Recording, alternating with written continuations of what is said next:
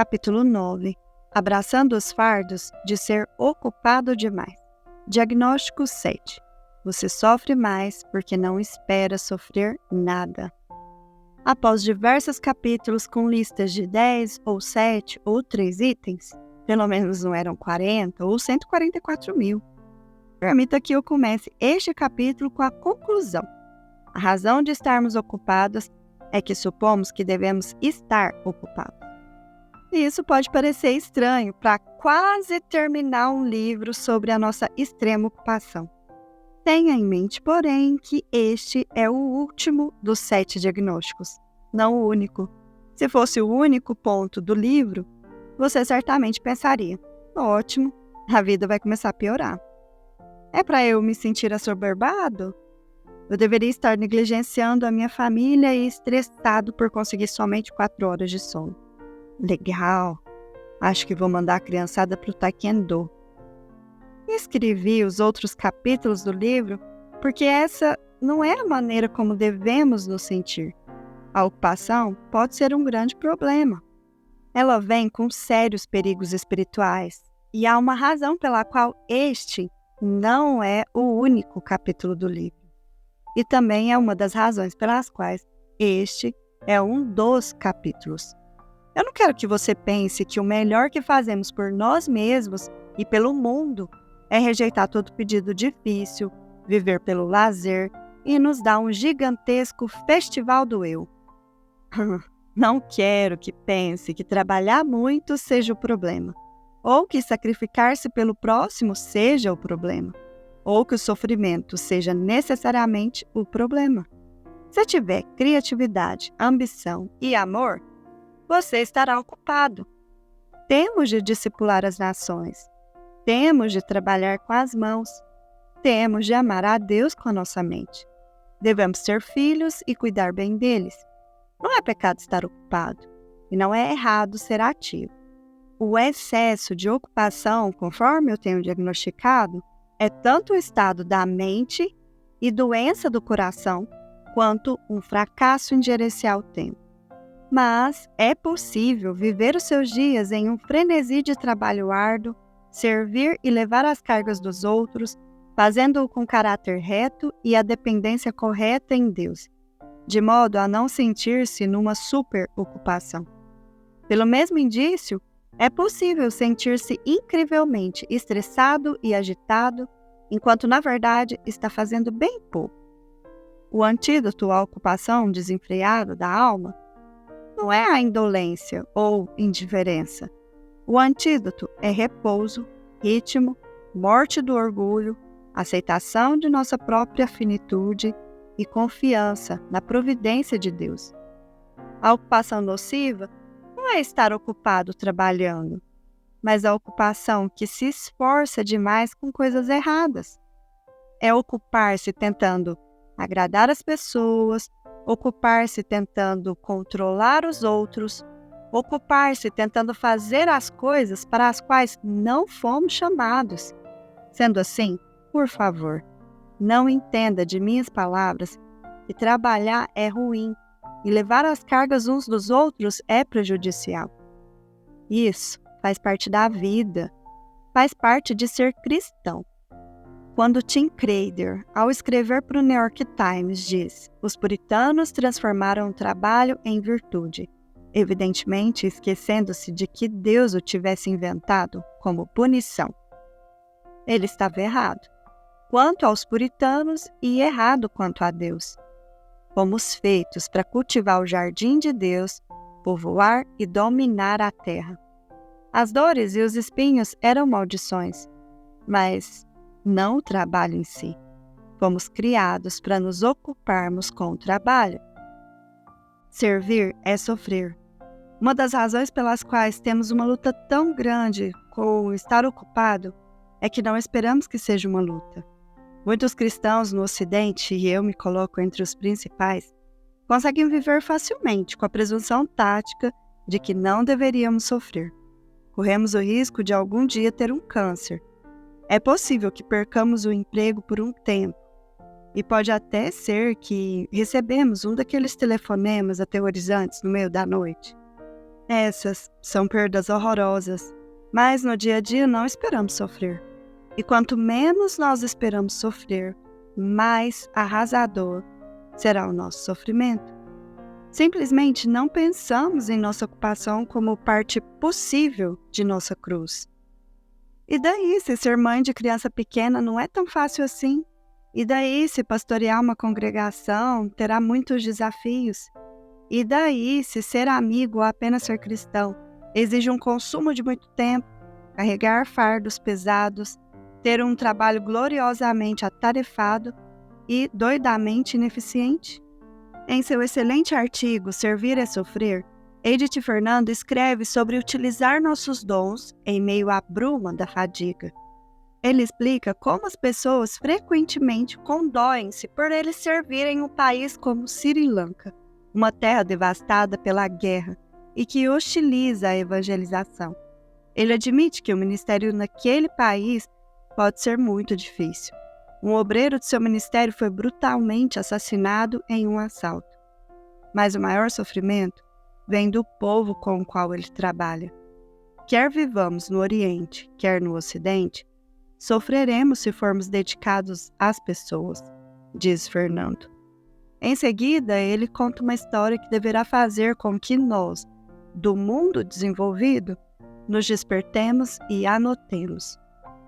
Tenho um grande grupo de pessoas a quem escrevo pedindo orações quando tenho alguma necessidade. Às vezes, a minha necessidade urgente é de vencer o extremo cansaço. Quando escrevo a respeito disso, muitos escrevem de volta dizendo que oram para que Deus me fortaleça e dirija a minha agenda. Contudo, existem diferenças na maneira que amigos do Oriente e alguns do Ocidente respondem. Eu tenho uma forte impressão de que muitos no Ocidente acham que lutar contra o cansaço por trabalhar demais seja evidência de desobediência a Deus. Meu argumento é que está errado se alguém adoece por trabalhar demais devido a impulsos por sucesso ou por insegurança. Mas é possível que tenhamos de suportar o cansaço quando nós, como Paulo, somos servos do povo. Deixe que isso penetre a sua mente e então leia mais um parágrafo. O Ocidente, tendo lutado com o tirano governo do tempo, tem muito a ensinar ao Oriente sobre necessidade de descanso. O Oriente tem algo a ensinar ao Ocidente sobre abraçar os problemas físicos que advêm do compromisso com pessoas. Se você acha errado sofrer fisicamente devido ao ministério, então sofrerá mais por esse problema do que aqueles que acreditam que o sofrimento seja um passo inevitável no caminho de uma frutificação e a realização. Quando li isso pela primeira vez, há 2 anos, eu precisei parar, pensar e, em seguida, me arrepender. Como sou rápido em ter pena de mim mesmo. Como sou veloz em presumir que eu não tenha de carregar fardos pesados. Como me apresso em concluir que Deus jamais iria querer que eu lutasse com problemas de cansaço ou doença por amor ao próximo. Eu entendo, ao me aproximar do final deste livro, que corro o risco de solapar todos os avisos e as prescrições necessárias que apresentei anteriormente. Confio que você seja suficientemente discernidor para saber que o presente capítulo não nega todos os que vieram antes. Mas sei, por experiência pessoal, que algumas formas de ocupação vêm do Senhor e dão glória a Ele. O amor efetivo raramente investe pouco tempo. As pessoas levam tempo. Os relacionamentos são complexos. Se amarmos o próximo, como não ser ocupado, suportando forte pressão pelo menos uma parte do tempo? Não importa quanto planejamos bem ou quanto sejamos reanimados por um sábado do Senhor ou por umas férias, com certeza haverá ocasiões em que a vida parece esmagadora. Enquanto eu trabalhava neste livro, eu tive prazer de muitos dias de relativa calma, sem muitas pressões no meu horário. Mas, tão logo voltei para o trabalho e tudo veio batendo de frente. tudo de uma vez só. É assim para qualquer um de nós que volta depois de uma folga. No dia após voltar da minha licença para estudos, eu tinha uma reunião de presbíteros, uma reunião com os nossos aprendizes pastorais, uma reunião com o casal que estava noivo para planejar o seu casamento e um funeral inesperado, além de todos os e-mails e telefonemas regulares, e um sermão para preparar. Depois de semanas ruminando sobre estar ocupado demais, de repente, eu estava novamente tremendamente ocupado. Nada neste livro poderia ter impedido a ocupação da volta ao trabalho. Mas foi uma ajuda a relembrar que nem sempre a ocupação é má e nem sempre ela poderá ser evitada. Minha mãe sempre dizia que haveria dias como estes. Ansiedade apostólica. 2 Coríntios 11:28 sempre me pareceu uma passagem estranha, até que me tornei pastor. Aqui temos Paulo relatando as maneiras em que apanhou por amor a Jesus. Prisões, chibatadas, varas, apedrejamentos, naufrágio e a deriva no mar. Noites sem dormir, sede, fome, frio e exposição. Perigo de todos e em todos os lugares. Versos 23 a 27. E então, como a cereja no bolo, Paulo menciona mais uma provação.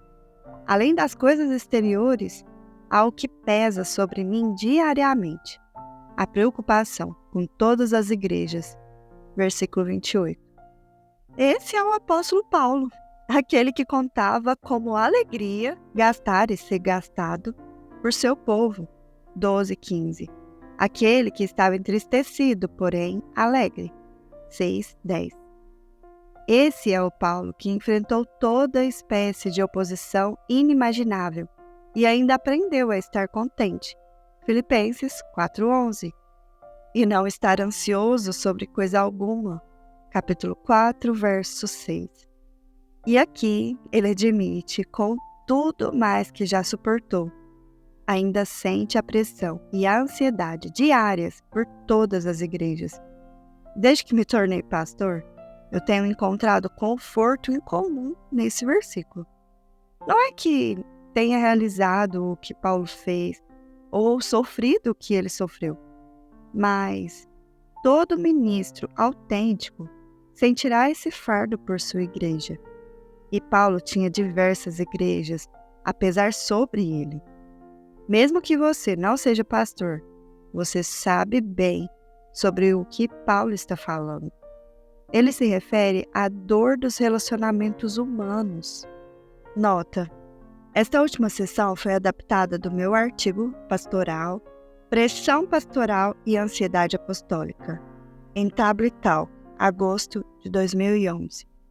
As primeiras comunidades cristãs, como as nossas comunidades cristãs, estavam repletas de brigas internas e calúnias. Tinham de tratar de falsos ensinamentos e, por um lado, eram propensas ao legalismo e, do outro lado, ao caos completo. Alguns membros da igreja tornavam questões insignificantes e exageradamente importantes, enquanto outros estavam dispostos demais a comprometer as coisas essenciais do cristianismo. Paulo amava essas igrejas, e as suas lutas eram o fardo maior do que os naufrágios e prisões.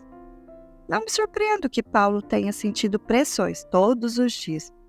O seu trabalho parecia não ter fim. Tinha cartas a escrever, visitas a fazer, uma coleta a juntar para a igreja de Jerusalém. Tinha de enviar pessoas aqui e ali e gerenciar a distância entre questões de suas igrejas. Tinha de responder uma miríade de críticas, e muitas vezes, críticas conflitantes. Algumas pessoas achavam que ele era severo demais, outros diziam que ele era fraco demais.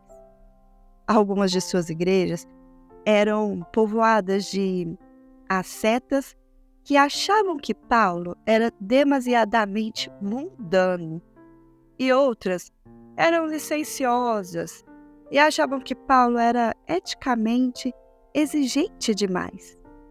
Reclamavam de seu ensino, questionavam as suas credenciais, comparavam-no negativamente aos outros apóstolos. Achava que ele era deficiente, quando comparado com falsos apóstolos que atacavam. Não gostavam do jeito que ele lidava com o dinheiro e não gostavam do estilo de sua pregação.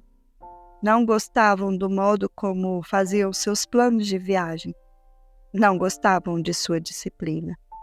Alguns dias, simplesmente não gostavam mais de Paulo. Tudo isso para o homem que conduziu a Cristo, amou-os com amor de pai, plantou sua igreja, recusava seu dinheiro e arriscou o pescoço por seu bem espiritual. Não havia para Paulo peso maior do que o peso do cuidado do povo de Deus. Paulo já estava ocupado de todas as maneiras certas. Quando amamos a Deus e servimos ao próximo, também estaremos bastante ocupados. Às vezes ficaremos irritados, sentiremos muita pressão, cansaremos, estaremos desanimados, ficaremos exaustos e diremos: quem enfraquece que também eu não enfraqueça? Quem se escandaliza que eu não me inflame? 2 Coríntios, capítulo 11, verso 29. Mas sejamos encorajados. Deus usa as coisas fracas para envergonhar as fortes. 1 Coríntios 1, 27. A sua graça nos basta, pois seu poder se aperfeiçoa na fraqueza. 2 Coríntios 12, versículo 9. Por amor a Cristo, precisamos estar contentes mesmo com fraquezas, insultos, dificuldades, perseguições e calamidades. Sim, às vezes teremos de nos contentar em estar muito ocupados, pois quando estamos fracos é que somos fortes. Versículo 10. Paulo sofria pressões de toda espécie. Você também as sofre, mas Deus pode lidar com a pressão. Não se surpreenda quando tiver de enfrentar semanas de toda espécie de loucura. E não se surpreenda quando Deus o sustentar em meio a todas elas.